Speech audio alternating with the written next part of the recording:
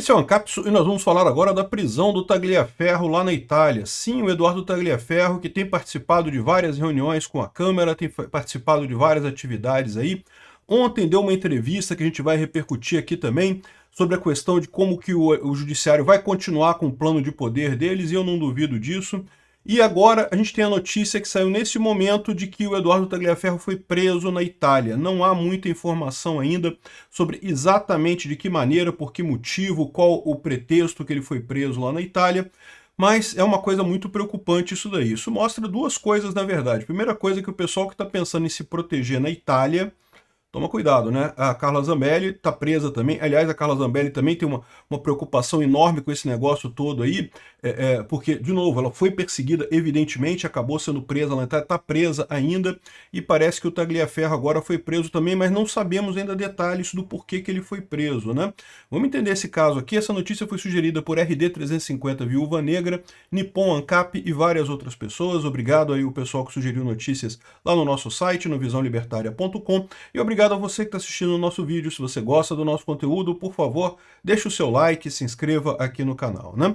Pois bem, o caso do Eduardo Tagliaferro eu vejo como mais semelhante ao caso do Alan dos Santos e o caso do Oswaldo Eustáquio. Ele é um cara que, se teve algum crime, o crime que ele está sendo acusado é o crime de falar contra o Alexandre de Moraes, né? E isso é direito de todo brasileiro, né? Mas ele divulgou informações confidenciais. Olha só, esse caso de você fazer delação de condições erradas, isso é dever do funcionário público. Os funcionários públicos deveriam avisar quando os seus chefes estão cometendo barbaridades, como ele está fazendo, né? Sigilo profissional é para informações correntes. Então eu fico muito preocupado com essa prisão do Eduardo Tagliaferro. Eu não imaginava que isso pudesse acontecer. E aí surge a hipótese de realmente o Alexandre de Moraes ter alguma ligação com os mafiosos lá da Itália que conseguiram fazer esse tipo de coisa. Não sei como é que foi que eles puxaram essas cordinhas para fazer isso, né? Vamos ouvir aqui, esse cara aqui é um dos advogados do Eduardo Tagliaferro que está falando nesse trecho aqui. Eu vou tocar para vocês o que ele está dizendo aqui. Pessoal, Eduardo Tagliaferro foi levado pelas autoridades italianas. As autoridades chegaram na casa dele, levaram sem nenhum mandado, sem dizer para onde estavam levando. Disseram que estavam cumprindo uma notificação de residência. Isso não existe aqui na Itália, não existe notificação de residência. Não deixaram sua esposa acompanhá-lo. Ele ligou para os advogados aqui, para o Piero Emílio, ligou para mim, e eu estou indo ver o que aconteceu com ele e logo mais eu vou voltar com as informações para vocês. Então, como você pode ver, o Dr. Fábio Pagnosi é um dos advogados do Tagliaferro lá na Itália. Ele ainda está vendo o que aconteceu, mas o ponto é que levaram ele sem muita explicação, sem muita lógica, né?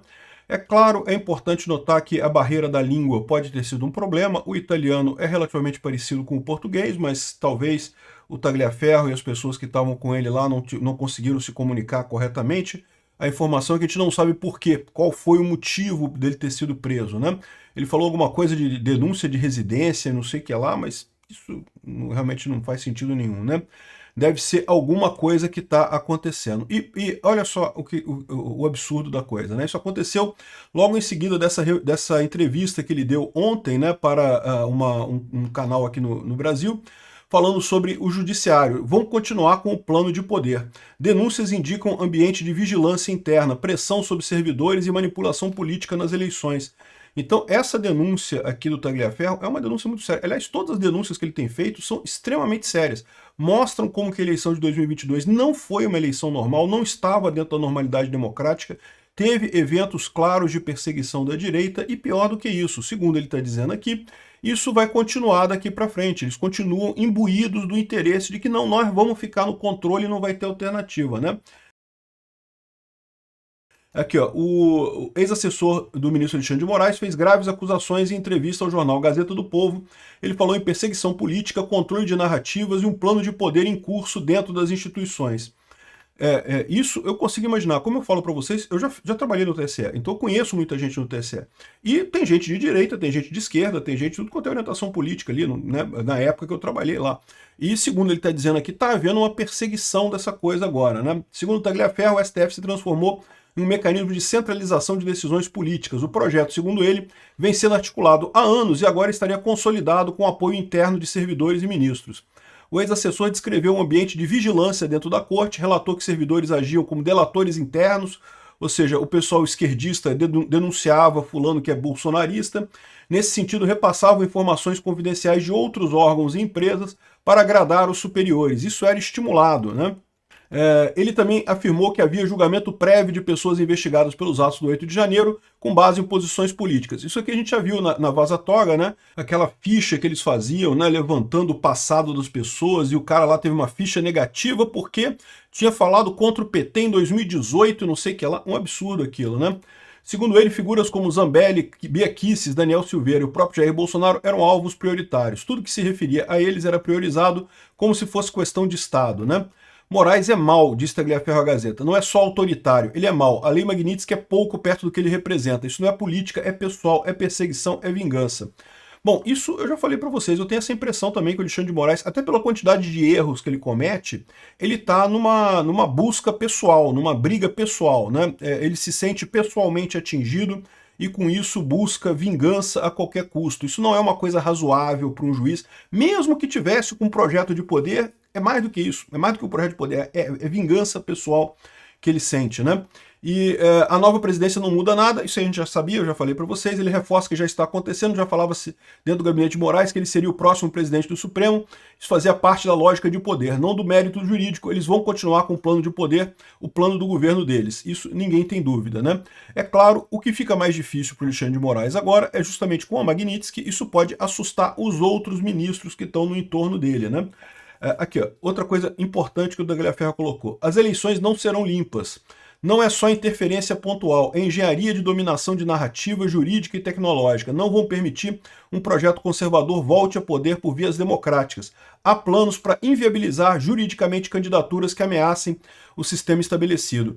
Isso é um dos motivos pelos quais o pessoal do Congresso está insistindo no PL da anistia. Tem que ser anistia, porque senão qualquer candidato ao Senado com um pouquinho mais de ligação com Bolsonaro, um pouquinho mais à direita, vai ser automaticamente limado das eleições em 2026, justamente por conta do risco, né? Sem contar o risco de descredenciar o partido, né? Que o Alexandre de Moraes pode fazer. O cara vai estar presidente, o Fachin é o presidente do STF, mas ele está lá no STF, se ele convencer o pessoal.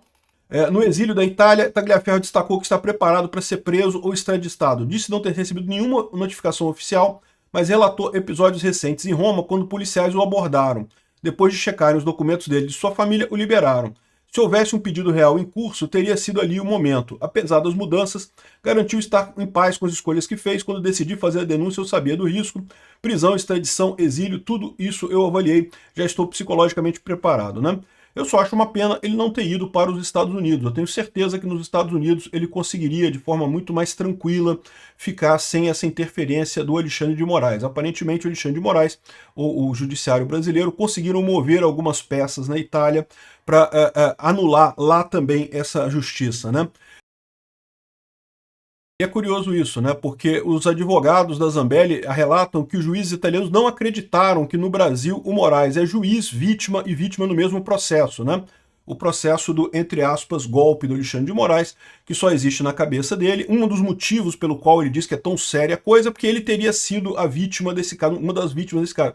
Mas se ele é vítima nesse caso, a primeira coisa que ele deveria ter que fazer é fazer suspeição, é sair desse processo. Ele não pode julgar esse processo. Não é a primeira vez que ele faz isso, né? No caso do aeroporto de Roma, durante toda a fase de investigação, ele atuou como juiz do processo, né? Toda a fase do inquérito, né?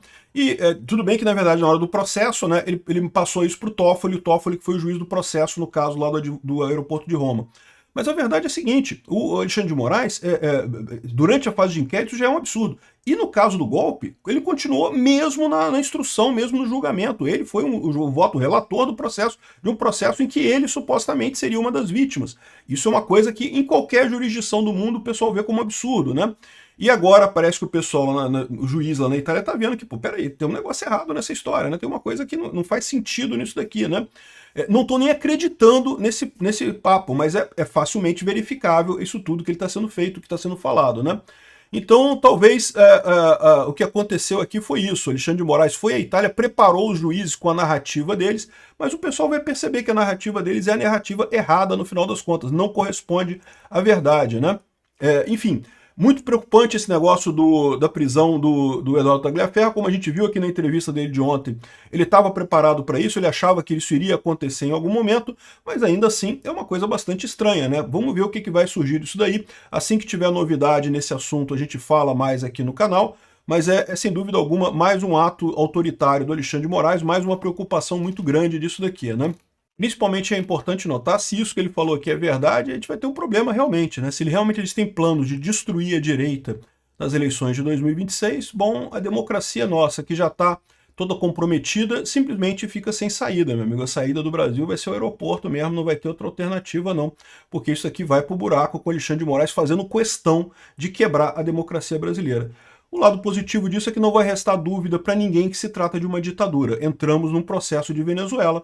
Lembra que a Venezuela foi exatamente assim, o Hugo Chávez com o judiciário tomando todas as decisões, acabando com os partidos políticos e destruindo toda a democracia na Venezuela. Infelizmente, a gente falou, né? A gente avisou, né? 2022, olha só, é a chance que a gente tem. O pessoal fez o L, não, que vamos fazer o L porque o Bolsonaro fala palavras ruins, o Bolsonaro imita doente, não sei o que lá.